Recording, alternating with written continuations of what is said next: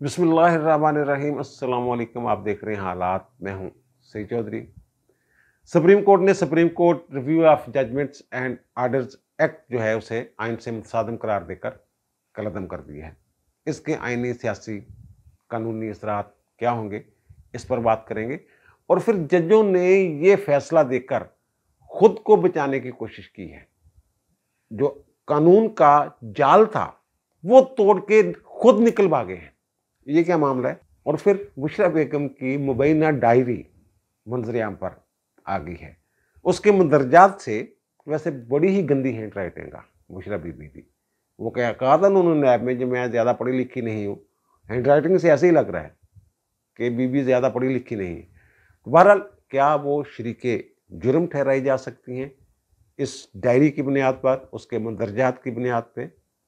इस पर बात करेंगे। उसके कानूनी पहलू जो हैं वो हम डिस्कस करेंगे। और फिर इमरान खान के जेल जाने के बाद उनके खिलाफ मुकदमात की समाअतों के दौरान जो उनके पोल खुल रहे हैं वो भी हम आपके सामने रखेंगे। लेकिन इससे पहले जनाब आरिफ अलवी साहब को पता नहीं क्या उचकल आई है, बिला वजह का एक पंगा ले लिया। एक खत लिख मारा उन्होंने वज़ीर आज़म शहबाज शरीफ और अपोजिशन लीडर जो है कौमी असम्बली में राजा रियाज साहब उनको, कि जनाब 12 अगस्त तक जो है आपने निगरान वज़ीर आज़म की नामजदगी करनी है।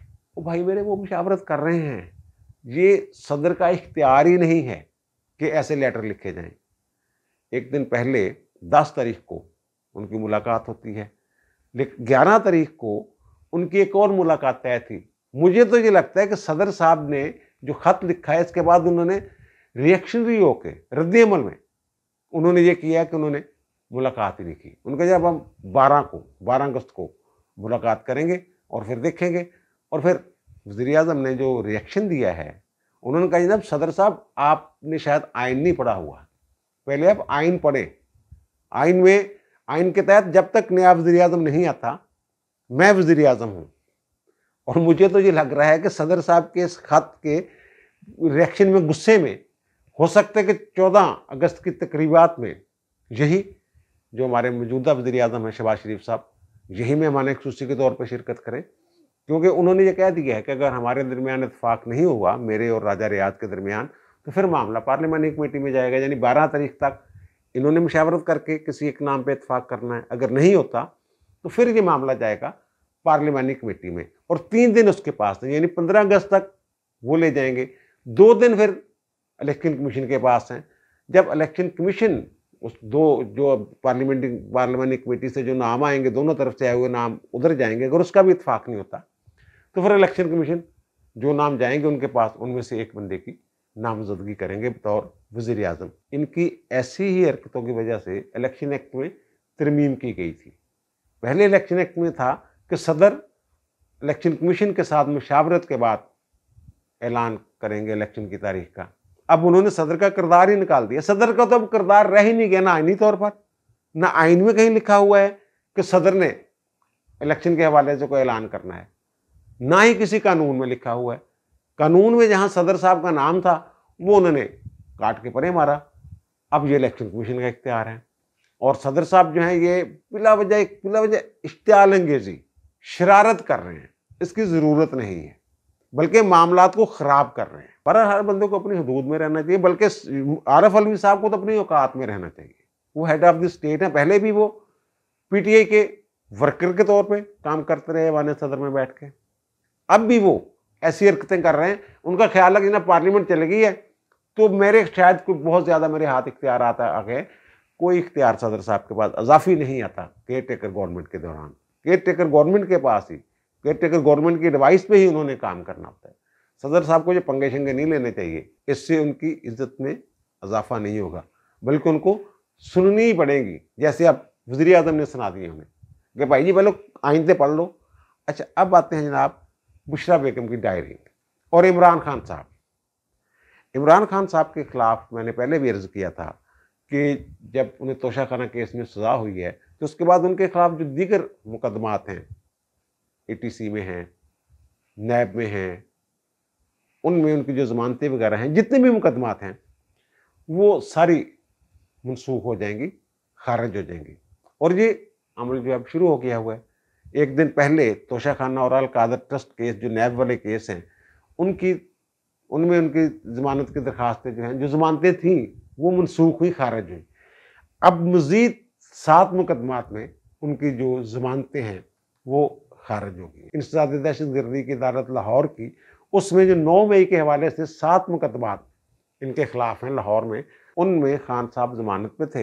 ये दरखास्तें अदम हाज़िरी की बुनियाद पे खारिज हुई हैं। इनकी ज़मानत के जितने भी मुकदमात हैं ना, वो सारे अदम हाज़िरी की बुनियाद पे खारिज हो जाने हैं। और उधर से अगर उन्हें कोई रिलीफ मिल भी जाता है तोशाखाना वाले केस में, तो फिर ये बाकी मुकदमात में, मैंने पहले भी कहा था, खान साहब इतनी जल्दी जो है ना, वो बाहर नहीं आने वाले। अच्छा ना, इमरान खान साहब के जो मुकदमात हैं, उनकी समाअत के दौरान मज़ीद पोल खुल रहे हैं इमरान खान की शख्सियत के हवाले से।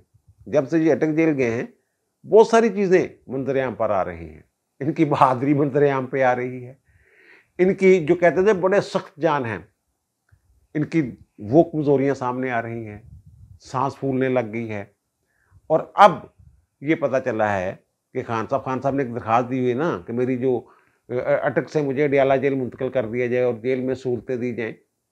वो मैंने अर्ज़ किया था, वो पुलिस ने, पंजाब हुकूमत ने रिपोर्ट पेश कर दी है, सबमिट कर दी है कि जनाब अडयाला जेल जो है, वो तो ओवर क्राउडेड है, गुंजाइश से ज़्यादा कैदी हैं और वहाँ बड़े जो संगीन नौइयत के मुकदमात हैं, उनके मुलज़िम हैं। और इसकी निस्बत जो अटक जेल है, वो तो पुरअमन है, 700 की गुंजाइश है, उससे भी कम वहाँ वो कैदी-शैदी हैं। तो वहाँ बी क्लास भी है और खान साहब को मौजे हैं वहाँ। तो अडयाला ला के इन्होंने क्या करना है?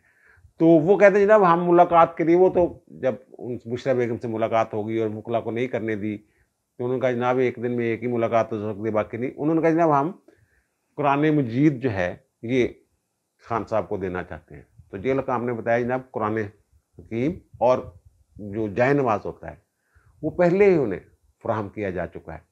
तो अब यहाँ एक पोल खुलता है कि खान साहब जो है, वो अरबी रस्मुल ख़त में कुरान मजीद नहीं पढ़ सकते, जिसे हम कहते हैं नाजरा।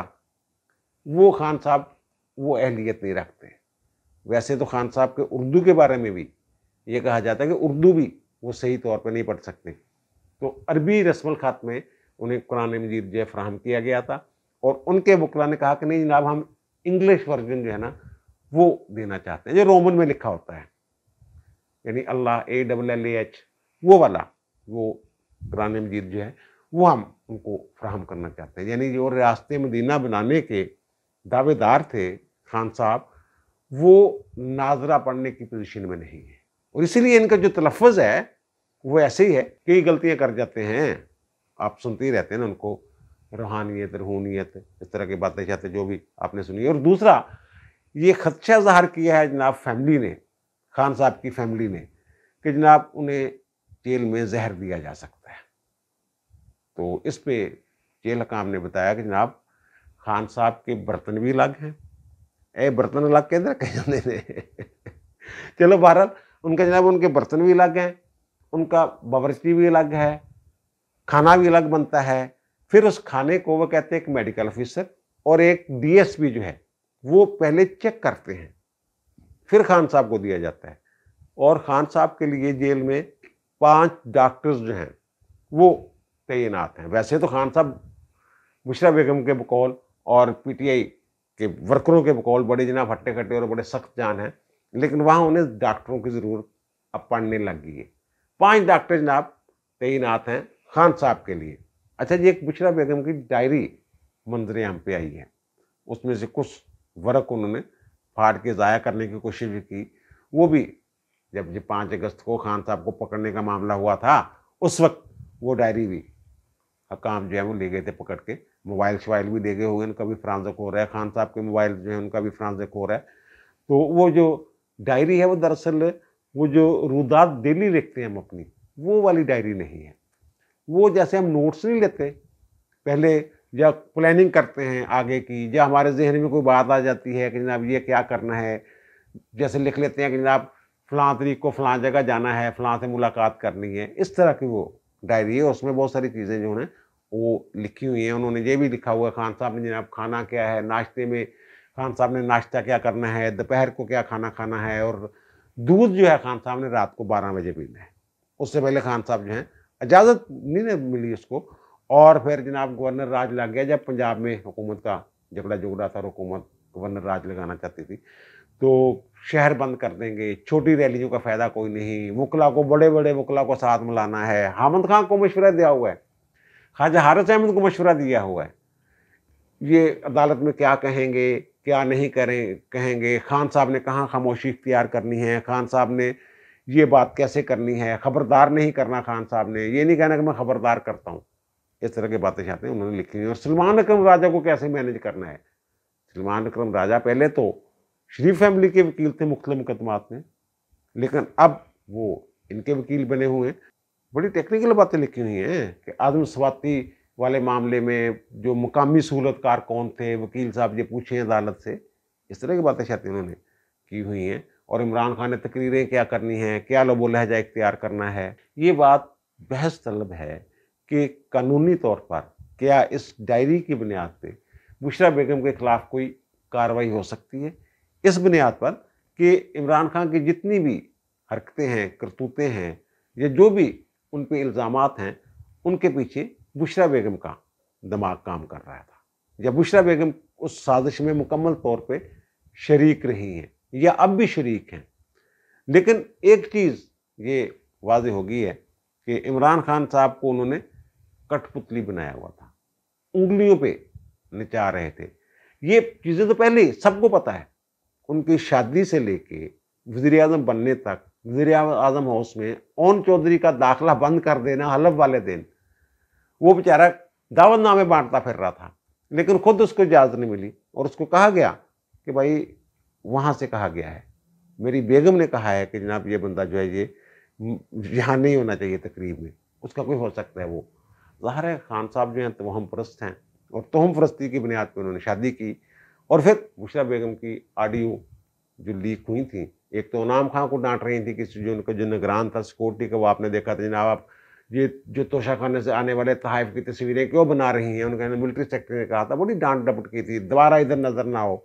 और फिर अरसलान बेटा, वो बड़ी मशहूर हुई थी, अरसलान बेटा इसको गद्दारी से जोड़ दो फराग गोगी वाले मामले पे। और हुक्म ना सिर्फ ये हुक्मरान थी बुशरा बेगम, बल्कि बुशरा बेगम के साबक शौहर जो हैं खावर मानिका साहब और इनके बेटे इब्राहिम मानिका और मूसा मानिका, वो सारे हुक्मरान समझ रहे थे अपने आप को। जहाँ भी जाते थे कहते जनाब हमारी हुकूमत है। और वो बताते थे कि जनाब मैं इमरान खान का सौतेला बेटा हूँ, मैं बुशरा बेगम का बेटा हूँ, बाकायदा तारफ़ करवाते थे। और वो जो लड़का था DPO रिजवान, जब बुशरा बेगम की बेटी और बेटा जा नहीं रहे थे पाकपतन में पैदल, तो उसने पुलिस ने उसको घेर लिया जाके, सिक्योरिटी के लिए, वो कहते हम सिक्योरिटी के लिए लगे थे साथ। तो बड़ा इन्होंने जनाब उसका वो फराग गोगी के शोहर ने बुला के फिर वो तबादला शबादला करवा दिया था। फिर साकिब निसार ने सुओ मोटो भी ले लिया उस पर। सुओ मोटो क्या ले लिया, बजाय उसकी फेवर करने के उसको खुडे लाइन लगवा दिया। और फिर बशीर मेमन ने जब DGFA थे तो उसकी कहीं तैनाती कर दी रिजवान की, तो जनाब पहुँच गए वहाँ पे खावर मानिका साहब कि साडी हुकूमत दे विच साडे मुखालफ बंदे ने तुसी पोस्टिंग दी थी। पहले भी सारी चीज़ खान साहब खुद कह चुके हुए हैं कि जनाब मुझे तो शुरू में कहा नहीं, तो मुझे जनाब बुशरा बेगम ने बताया कि मैं आप वज़ीर आज़म हैं, और ऐसी बीवी नेक पारसा नेक बीवी किसी की होती नहीं है। और यहाँ जादू टूने वाली चीज़ें सामने आ रही हैं। अच्छा, अब आते हैं supreme court review of judgments and orders act जो कलअदम कर दी है। बेंच कौन सा था जनाब? चीफ जस्टिस उमर रज़ा बदयाल साहब, एजाज अल एहसन साहब और मुनीब अख्तर साहब। अच्छा, 51 सफ़ात का ये फैसला है, तहरीरी फैसला, 2 सफ़े और मिला लें, अनेक्चर है।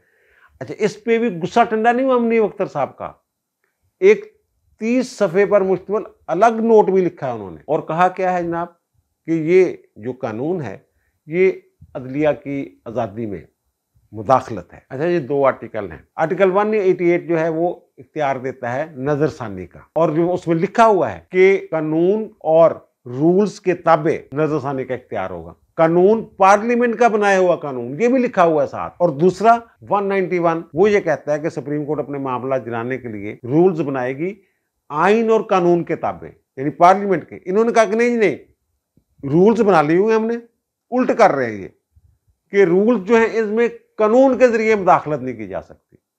वो आइन ये कह रहा है कि कानून के मुताबिक रूल्स बनेंगे। ये कहते नहीं नहीं नहीं, रूल्स के मुताबिक आप कानून बनाएं, आप रूल्स के बरक्स कोई कानून बना ही नहीं सकते। अजीब उल्टी गंगा जहां बह रही है। चलो ये तो उन्होंने कोई नुक्ता निकाला नहीं, लेकिन किया इन्होंने ये क्यों है? ये वारदात है असल में। ये वारदात इन्होंने क्या डाली है? वैसे तो और इससे पहले वाले जो केस हैं वो कितने केस लगे हुए हैं। Supreme court practice and procedure act मुअत्तल करके रखा हुआ है, उसकी अभी पहले के, इससे पहले का लगा हुआ है। ऑडियो लीक्स कमीशन वाला केस जो है उसको उन्होंने स्टे किया हुआ है, रुकावट पड़ा है। नैब तरमीम वाला केस जो है कब से चल रहा है, उसकी वो अभी तक उसका फैसला नहीं हुआ। और फिर वो जो मिलिट्री कोर्ट्स वाला, उसकी समाअत भी मुलतवी हो चुकी हुई है। तो इस केस की जल्दी जल्दी इसकी 6 समातें टोटल उन्होंने की हैं। 7 जून को पहली समाअत होती है और 19 जून को इसका फैसला महफूज कर लिया जाता है। समाअत के दौरान भी बड़ी गड़बड़े हैं। अली जफर साहब जो बैरिस्टर साहब बाद में वकील बन गए पिटिशनर के, वो अदालत में जो मैं जी पीटीए वालों से भी पूछते हैं इस कानून के बारे में, और दूसरे सरकार के वकला जो है उन्हें कहते नहीं जी नहीं आप वो ऐसा करें, आप तहरीरी जवाब सबमिट कर दें। उनका पूरा मौक़िफ़ ही नहीं सुना। जहाँ वो अली जफर साहब का मौक़िफ़ सुना जा रहा है, जनाब आप आए पीटीआई के वकील, आप क्या कहते हैं इसके बारे में?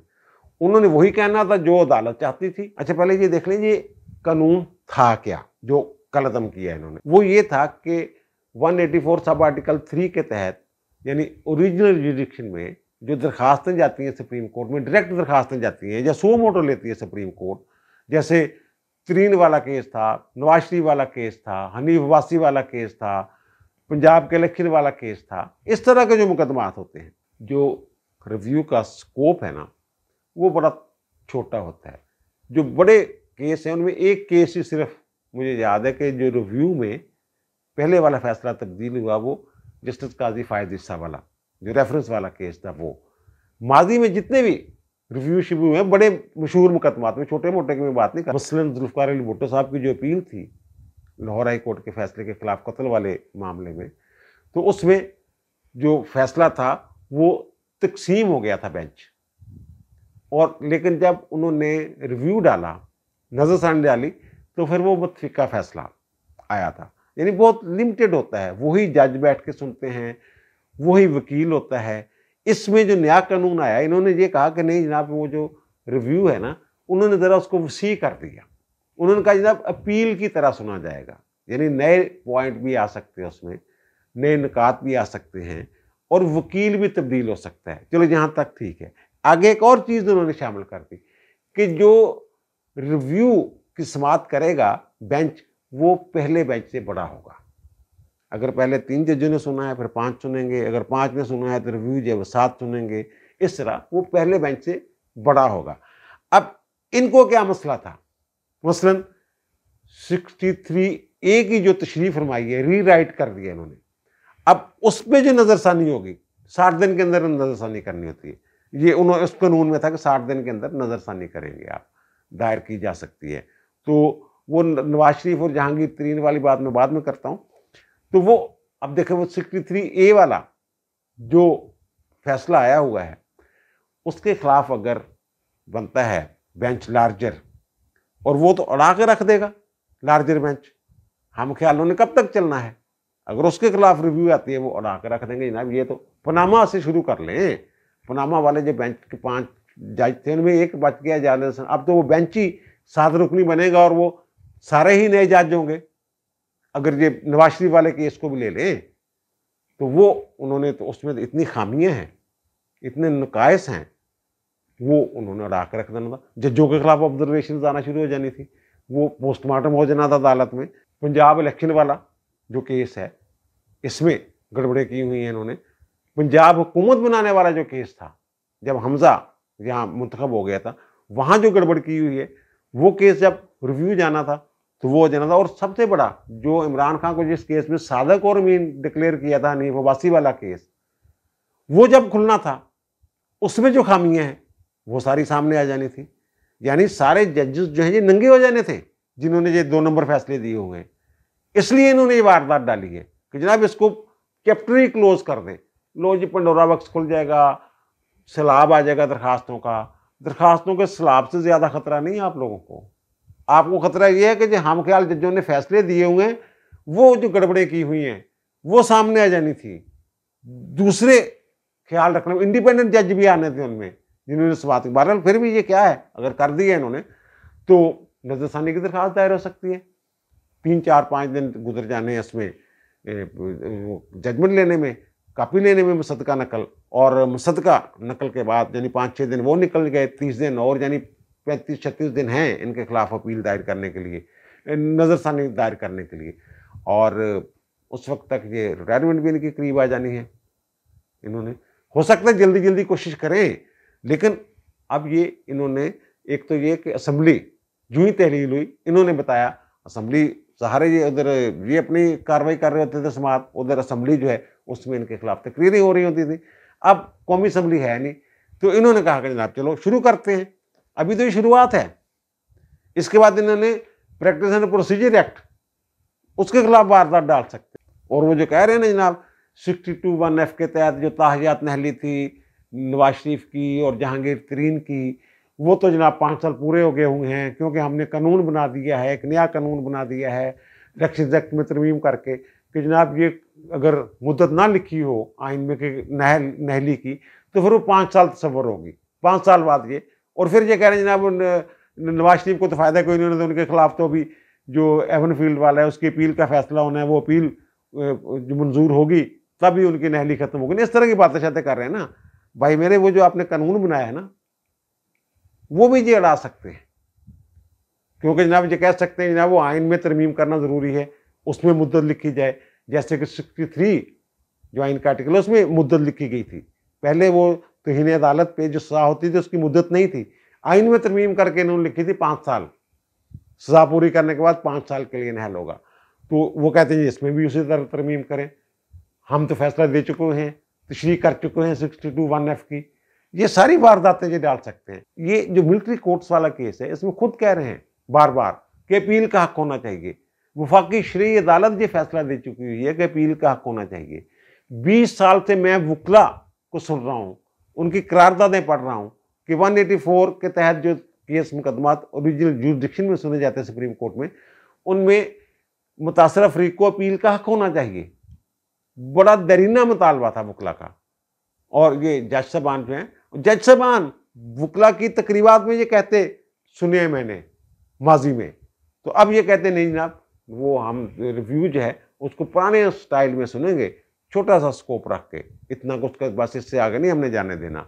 ये सारा इन्होंने, और किया क्यों है कि जब लार्जर बेंच बनेंगे इनके सारे फैसले, सारे कच्चे छट्टे जो हैं ये खुल के सामने आ जाने थे।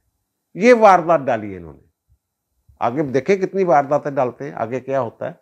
अपनी तरफ तो ये इन्होंने किया कि शायद इससे फौरी तौर पे किसी को तकलीफ ना पहुंचे, जैसे कह रहे हैं कि नवाज शरीफ को तो इससे फ़ायदा ही नहीं होना था, जहांगीर तरीन पहले ही अहल हो चुके हैं वगैरह वगैरह। लेकिन जो आम शहरी थे जिन्होंने इससे फ़ायदा उठाना था उन पर इन्होंने गंडासा चला दिया, टोका मारा कड़क दे के, सिर्फ इसलिए कि हमें कोई ना पूछे, हमारी जजमेंट्स पे कोई सवाल ना उठे, उनका हमारी जजमेंट्स का रिव्यू ना हो सके, उनका अदालती जायजा ना लिया जा सके लार्जर बेंचों में। ये वारदात डाली है इन्होंने। अब दीजिए मुझे इजाज़त, इंशाल्लाह दोबारा मुलाकात होगी नए व्लॉग के साथ। अल्लाह ताला आप पर, मुझ पर, हम सब पर मेहरबान रहे। अल्लाह हाफिज़।